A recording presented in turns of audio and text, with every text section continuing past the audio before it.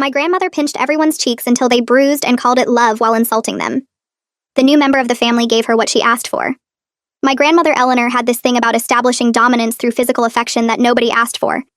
She'd pinch your cheeks until they turned red, grab your arm hard enough to leave marks, and pat your face while telling you everything wrong with your life choices.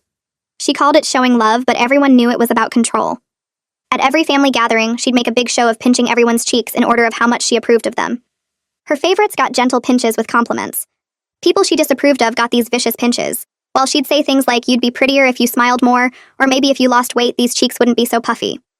I was always in the disapproval category because I'd chosen to become a teacher instead of marrying rich like she'd done. Every holiday, birthday, or random Sunday dinner, she'd corner me and pinch my cheeks while loudly announcing to everyone that I was wasting my youth on children who weren't even mine. She'd hold my face between her fingers and shake it while telling me about some doctor's son or lawyer she knew who might still consider me despite my poor choices. If you tried to pull away, she'd pinch harder and say young people had no respect for their elders. If you said it hurt, she'd announce you were too sensitive for the real world. My cousin once showed up with bruises on her cheeks from Eleanor's pinching, and Eleanor said she should be grateful for the attention. The worst part was she did this to everyone, even strangers. Waitresses, cashiers, and anyone under 60 was fair game. She'd grab nurses at her doctor's appointments, pinch their cheeks, and tell them they reminded her of her disappointment of her grandchildren. She got kicked out of 3 restaurants for touching staff. She'd go to my classroom during parent conferences, pinch my students' cheeks, and tell them their teacher would probably quit soon to finally start a real family. The principal had to ban her from school property. My brother met someone new last year, a woman named Diana who seemed really sweet and quiet. Eleanor was thrilled because Diana looked like the type she could control. At their first meeting, Eleanor immediately went for Diana's cheeks, squeezing them while saying she hoped Diana could teach my brother to be less of a disappointment. Diana just smiled and took it. Eleanor was so pleased with herself, telling everyone Diana understood respect for elders, unlike the rest of us ungrateful brats.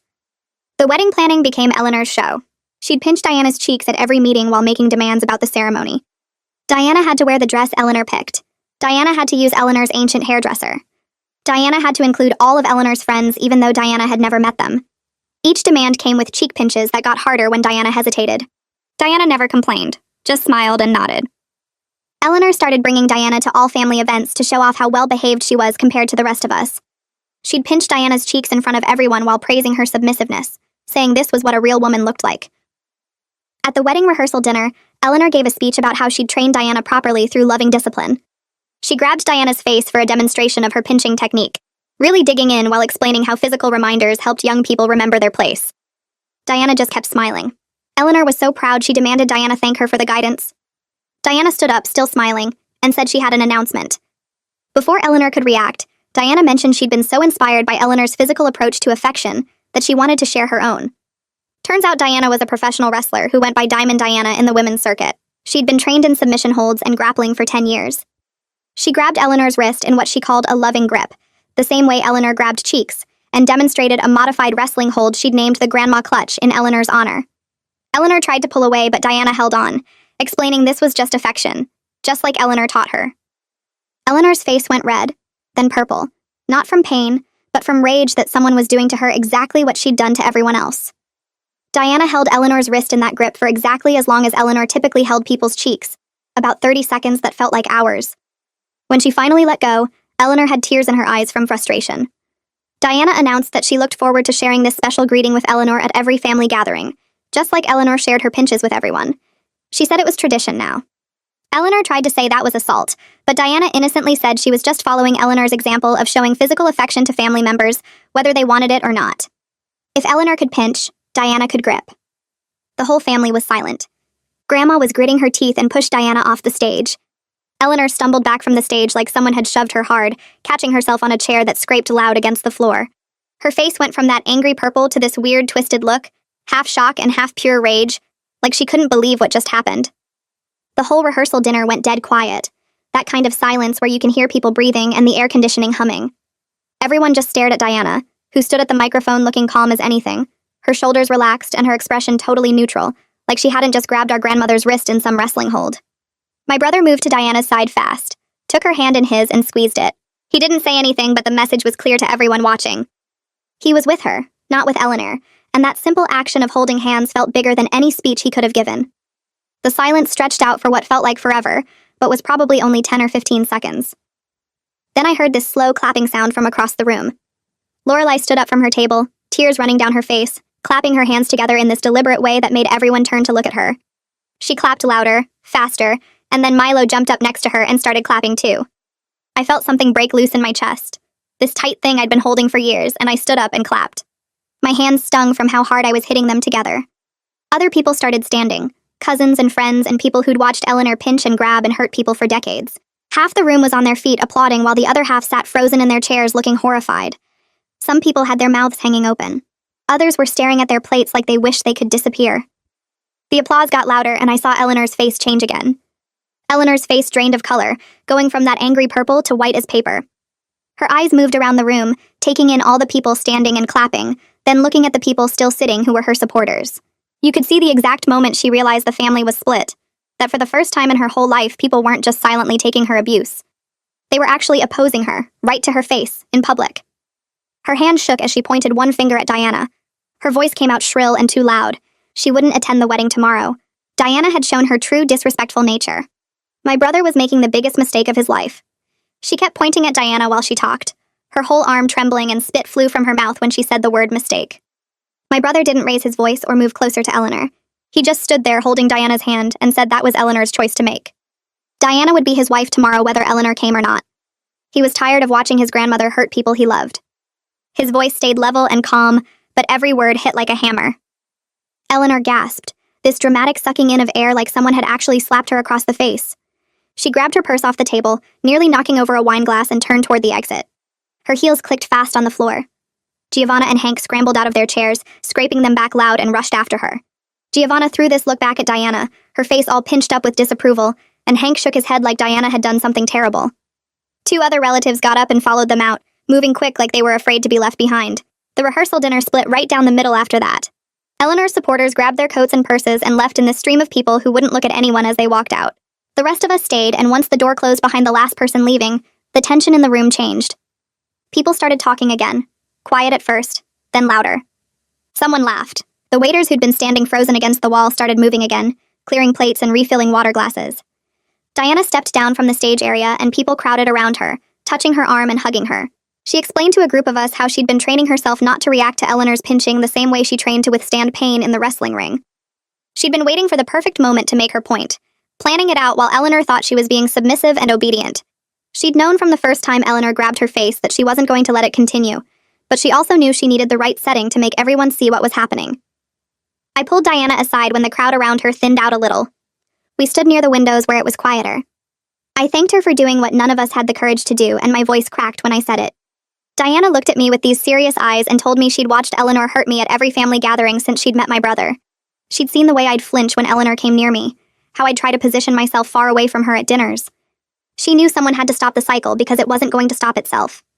Diana said standing up to bullies was what she did professionally, getting in the ring with women who wanted to hurt her and refusing to back down. Eleanor was just another opponent who needed to learn that some people fight back. The way she said it was so matter of fact, like of course she'd done this. Like there was never any question she'd let Eleanor keep hurting people. That night I couldn't sleep at all. I lay in bed staring at the ceiling, replaying the moment when Diana grabbed Eleanor's wrist over and over in my head. The look on Eleanor's face, the sound of Lorelai's clapping starting, the way half the room stood up and the other half looked sick. I felt this weird mix of satisfaction and anxiety churning in my stomach. Part of me was so happy someone had finally put Eleanor in her place, had shown her what it felt like to be grabbed and held against your will. But another part of me kept worrying about tomorrow. Would Eleanor show up at the wedding and cause some huge scene? Would she bring her supporters to protest or disrupt things? Would the family division ruin my brother's special day? I kept imagining different bad scenarios, Eleanor screaming during the vows, or Giovanna standing up to object, or Eleanor's friends staging some kind of walkout during the ceremony. Every time I closed my eyes, I saw Eleanor's face going white with rage, and I felt anxious all over again. The wedding day arrived bright and sunny, one of those perfect spring mornings with blue sky and birds singing. I got to the venue early to help Diana get ready, and she seemed totally calm, doing her makeup in the mirror while other bridesmaids ran around stressed. The ceremony started at 2 and Eleanor didn't show up. I kept watching the door during the processional, half expecting her to burst in at the last second, but she never came. Giovanna didn't come either, and neither did the 2 other relatives who'd left with Eleanor last night. There were these obvious empty seats in the family section that everyone tried not to look at. But the ceremony was beautiful anyway. Maybe even more beautiful because there wasn't that tension of waiting for Eleanor to do something awful. Diana walked down the aisle looking powerful and radiant, her shoulders back and her head high. She didn't look anything like the meek, quiet victim Eleanor had thought she was claiming for the family. She looked like exactly what she was, a professional athlete who knew her own strength and wasn't afraid to use it. At the reception, I noticed something weird right away. Diana and my brother had stationed friends near all the entrances to the venue. I recognized a couple of Diana's wrestling friends, big women with serious faces, standing casually by the doors but clearly watching everyone who came in. My brother had some buddies from college positioned near the parking lot entrance. Nobody said anything about it, but the message was clear. They were prepared in case Eleanor tried to crash the reception. The whole thing made me feel sad and angry at the same time. Sad that we had to have security at a family wedding.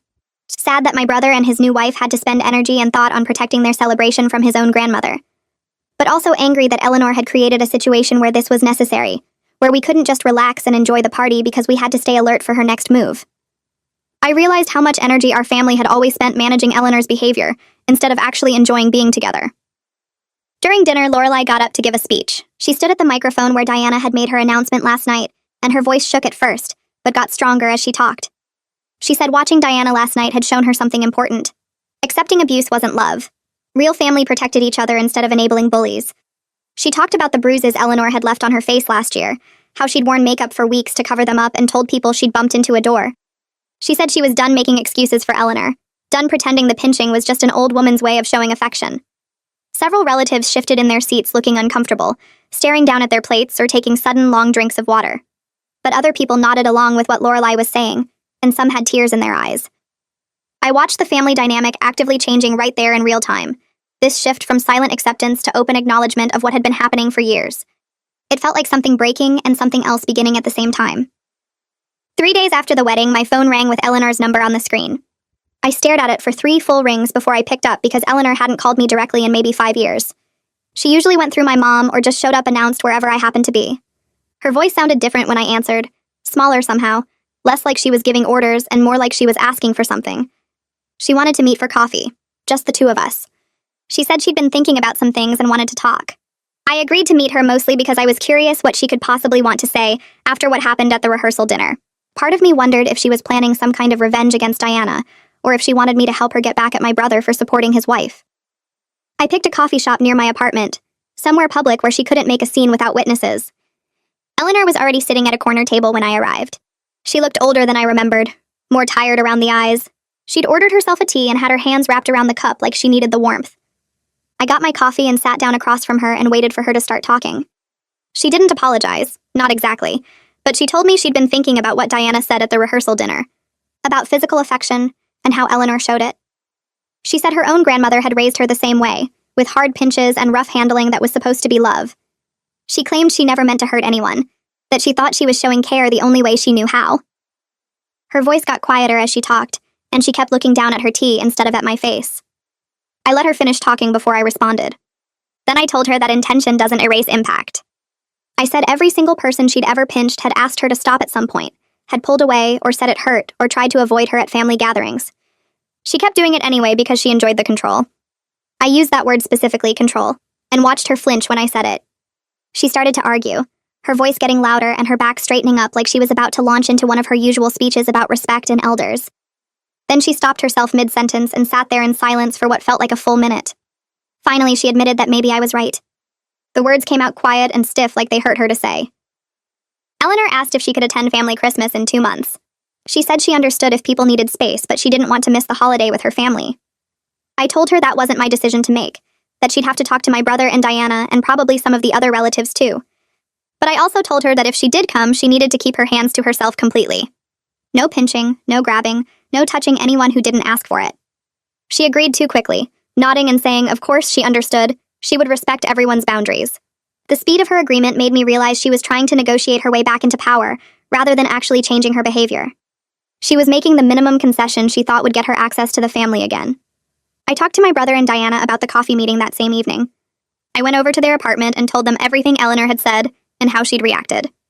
Diana listened carefully, and then warned me that abusers often make small concessions to regain access to their victims. She said Eleanor would probably behave perfectly for a while, just long enough to get everyone to relax and trust her again. Then she'd start pushing boundaries in small ways, testing to see what she could get away with. Diana suggested we set clear boundaries as a family, and stick to them consistently no matter what. Otherwise, Eleanor would just find new ways to control people, maybe not through pinching, but through guilt trips or playing the victim or turning family members against each other. My brother organized a family meeting 2 weeks later. He invited everyone except Eleanor to discuss boundaries going forward. We met at Lorelai and Milo's house because they had the biggest living room. About 15 people showed up, including some aunts and uncles I hadn't seen since the wedding. My brother started by explaining what had happened at the rehearsal dinner for the few people who hadn't been there. Then he opened up the floor for people to share their experiences with Eleanor. The meeting got heated fast. Giovanna stood up and accused us of being cruel to an old woman who was just set in her ways. She said Eleanor came from a different generation, and we were being disrespectful by trying to change her. Lorelai had been sitting quietly up until that point, but when Giovanna said that, she pulled out her phone. She showed everyone photos she'd taken last year of the bruises Eleanor had left on her face. The marks were dark purple and covered both her cheeks. Giovanna went completely quiet and sat back down. We spent the next hour establishing new family rules. No uninvited physical contact with anyone. No insulting comments disguised as concern or jokes. No showing up at people's homes or workplaces without permission. Clear consequences for violations, including being asked to leave gatherings immediately. Most people agreed to the rules and seemed relieved to have them spelled out clearly. But Giovanna and 3 other relatives refused to agree. They said we were being disrespectful to our elders and that family should forgive and forget instead of holding grudges. They got up and left the meeting early. My brother looked exhausted as he watched them go. The family had officially split into 2 groups, the ones who were done enabling Eleanor and the ones who thought we should just keep tolerating her behavior like we always had. Christmas came and Eleanor showed up with Giovanna at her side. They arrived exactly on time and Eleanor brought an expensive bottle of wine like she was making a peace offering. She spent the whole time sitting stiffly in an armchair in the corner of my brother's living room. She didn't pinch anyone or grab anyone's face. She kept her hands folded in her lap the entire time. But she made pointed comments about how cold and unwelcoming the family had become. She said things like, "I remember when Christmas used to be warm and loving," or "It's sad when families become so formal with each other." She sighed loudly whenever someone laughed or joked around. She made this hurt expression every time someone walked past her without stopping to chat. Giovanna sat next to her the whole time, making sympathetic noises and shooting disapproving looks at the rest of us. Eleanor was creating an atmosphere of tension and playing the martyr. Everyone felt uncomfortable and on edge, even though technically she was following all the rules we'd set. After Christmas, I couldn't stop thinking about how Eleanor had behaved. She hadn't pinched anyone, but she'd still managed to control the whole gathering through guilt and emotional manipulation. I called Diana and talked to her about this new approach Eleanor was using. Diana said she'd expected this kind of shift. She explained that people like Eleanor don't actually change their core behavior. They just adapt their tactics when the old ones stop working. Diana suggested we limit contact with Eleanor rather than trying to change her. She said some people will always choose power over connection, and we needed to accept that Eleanor was one of those people.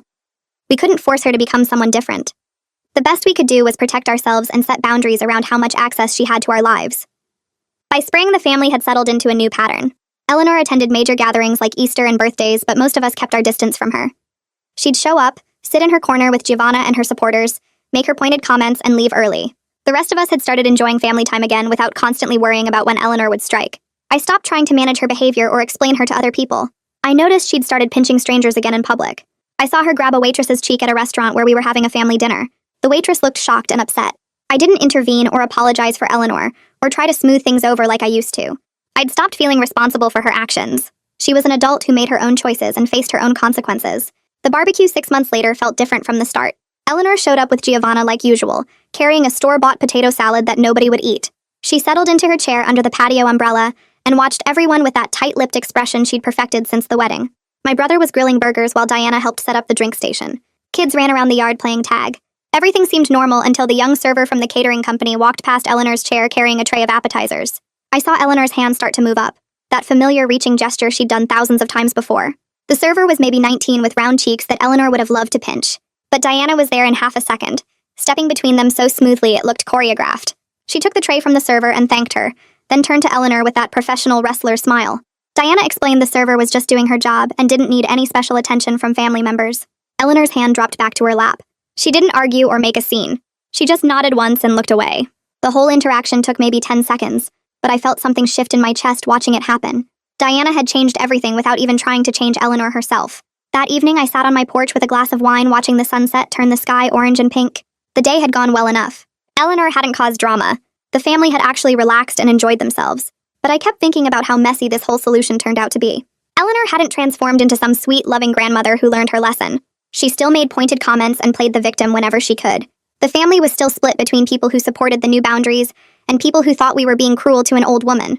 Diana still had to run interference at gatherings. Nothing was perfect or wrapped up neatly like it would be in a movie. But I also felt lighter somehow. Like I'd been carrying a heavy backpack for years and finally set it down.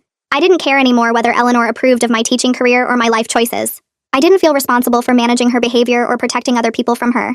I'd learned that protecting myself wasn't the same as being disrespectful, and that was enough growth for now.